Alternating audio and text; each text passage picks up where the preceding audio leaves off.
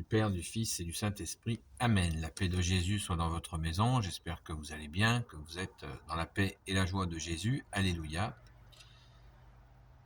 C'est l'heure du petit retour sur ces 2 jours passés à la Sainte-Baume et le moment déjà de prier pour celles et ceux que j'ai pu y rencontrer, et peut-être tout particulièrement à ce groupe qui avait un questionnement, qui portait un questionnement très intéressant, si je me souviens bien, qui était écoutez ta parole, bien-aimé Jésus, cherchez à la mettre en pratique, bien, écoutez bien, cherchez à la mettre en pratique, bien. Et la question qui venait après, c'est comment les gens, quand on leur parle de la résurrection, ta résurrection, bien-aimé Jésus, eh bien c'est là où ça peut être plus difficile. Autant de découvrir ta parole, oui, essayer de la mettre en œuvre, oui, ça parle assez facilement, mais le questionnement était justement de comment communiquer la résurrection, comment communiquer Jésus ressuscité. Alors comme je leur avais dit que, eh bien, je leur ferai une réponse, je leur ai déjà fait une réponse au Saint-Pilon, et je continuerai cette réponse. Alors, pour ceux qui ne sont pas au courant, la réponse qui paraît la plus évidente, c'est que pour comprendre la résurrection de Jésus, il faut comprendre que Jésus ne nous a pas quittés depuis qu'il est son premier avènement, sa mort sur la croix, sa sainte résurrection, eh bien, même après sa montée au ciel, l'ascension, son ascension, eh bien, Jésus demeure avec nous. Comme c'est dit plus de 100 fois dans les évangiles, tu nous dis, bien-aimé Jésus, le royaume des cieux est tout proche. Alors, le royaume des cieux est tout proche, eh bien, comme Jésus, tu es doux et humble de cœur, le royaume des cieux est tout proche, cela veut dire que tu es là. Puisque le Père, encore une parole d'évangile, le Père a dit, le monde sera sauvé par mon Fils. Le Père veut que le monde soit sauvé par son Fils. Jésus qui veut dire Dieu sauve. Et son deuxième nom, l'Emmanuel, qui veut dire Dieu avec nous. Donc Jésus est bien là. Il est là avec nous. D'ailleurs, il nous l'a dit, si vous êtes 2 ou 3 en mon nom, je suis au milieu de vous. Il ne nous a pas dit qu'il était dans l'espace, on ne sait pas où. Non. Si vous êtes 2 ou 3 en mon nom, je suis au milieu de vous. Donc, nous avons toutes les indications que Jésus ne nous a pas quittés. Et puis, bien sûr, nous en avons des preuves constantes. Mais pour les gens qui doutent de cette résurrection, eh bien, si le doute est sincère, bien sûr, ce qu'il faut quand même vérifier, parce que il y a des personnes pour le doute est un sport, ils l'entretiennent. Donc quand on entretient le doute, eh bien, on ne peut rien y faire. Donc il faut quand même être sérieux. Et si l'on est sérieux, sincère dans sa démarche, de rencontrer, de comprendre que Jésus est bien là, qu'il est bien ressuscité, j'en parle d'autant plus à l'aise, puisque vous voyez, Sainte Marie-Madeleine, premier témoin de la résurrection, comme on l'appelle, l'apôtre des apôtres, eh bien, il nous faut, si nous souhaitons comprendre la résurrection, eh bien, chercher à rencontrer Jésus comme personne, puisqu'il est, vous le savez, après le Père, qui est la première personne de la Sainte Trinité, Jésus est la deuxième personne de la Sainte Trinité, et l'Esprit Saint est la troisième personne de la Sainte Trinité. Et Jésus, la particularité de Jésus, bien-aimé, c'est que tu te laisses trouver. Mais encore faut-il frapper à la porte. Comme tu nous l'as dit, bien-aimé Jésus, frappez et on vous ouvrira. Qui demande recevra.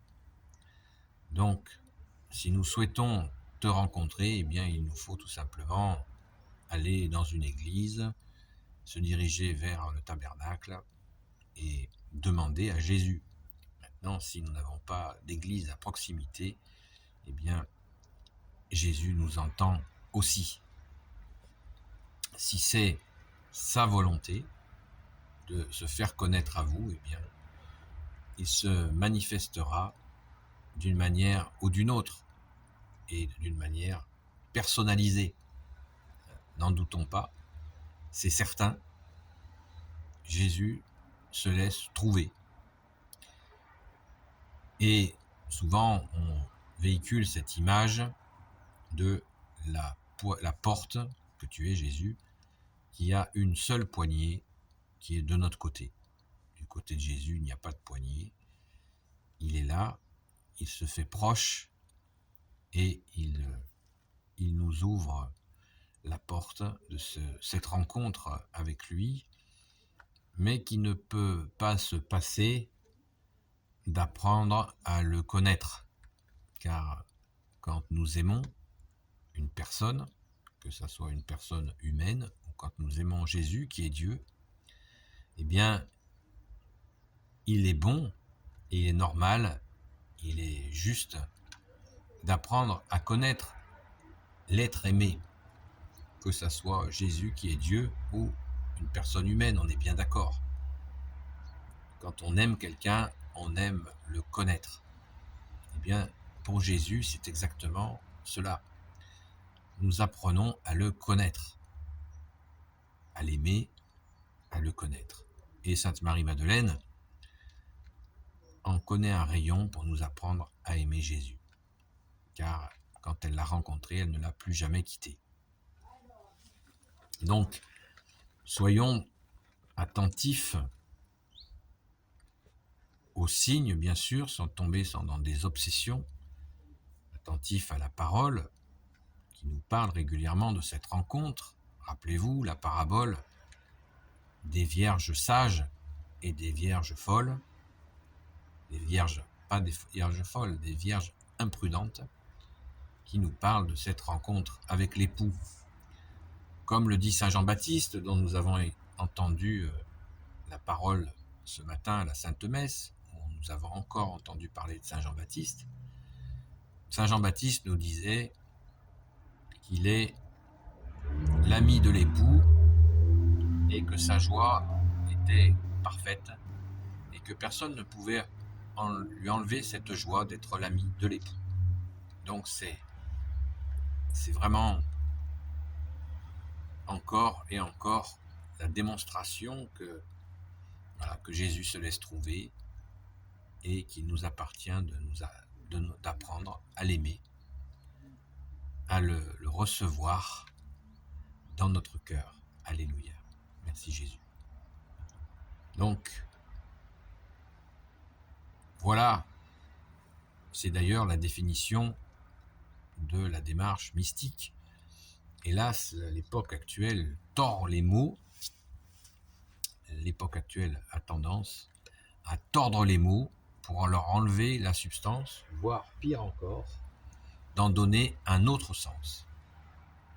Le sens de la mystique, du mystique, le mystique, c'est celui qui ne se contente pas d'écouter la parole, il ne se contente pas d'essayer bien sûr de la mettre en pratique, il va à la Sainte Messe, bien sûr, qui est le sommet de la vie chrétienne, catholique, pour communier au corps et au sang de Jésus, mais il ne faut surtout pas oublier que le mystique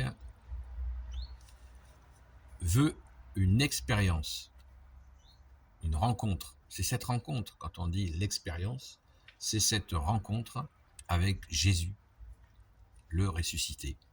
Voilà. Il ne se contente pas de lecture, même de témoignage, il lui faut l'expérience. Voilà. C'est rien d'autre que ça. Le mystique veut une expérience personnelle avec le maître que tu es Jésus, le seul enseignant que tu es Jésus, et il la souhaite. Donc voilà quelques pistes, bien sûr on peut en parler pendant des heures, mais voilà quelques pistes de réflexion. Merci Jésus, alléluia. Béni soit le Père, le Fils et le Saint-Esprit, amen. Ô Jésus, toi qui peux tout et qui porte tout, toi le Sauveur, toi l'Emmanuel, je te confie toutes celles et ceux qui regarderont cette vidéo ainsi que leurs proches selon ta sainte volonté. Sainte Marie, Reine des cieux, toi l'Immaculée Conception, toi qui écrases le serpent, toi qui as la lune sous tes pas, toi notre Mère, Notre-Dame. Saint Joseph, toi le juste et le saint, toi le sage, toi la terreur des démons, toi le saint gardien de la Sainte Église catholique apostolique. Sainte Marie-Madeleine, notre chère sainte patronne. Et vous, tous les saints et saintes amis de Jésus, Saint Michel Archange qui est comme Dieu, Saint Gabriel Archange, Saint Raphaël Archange et tes anges guérisseurs.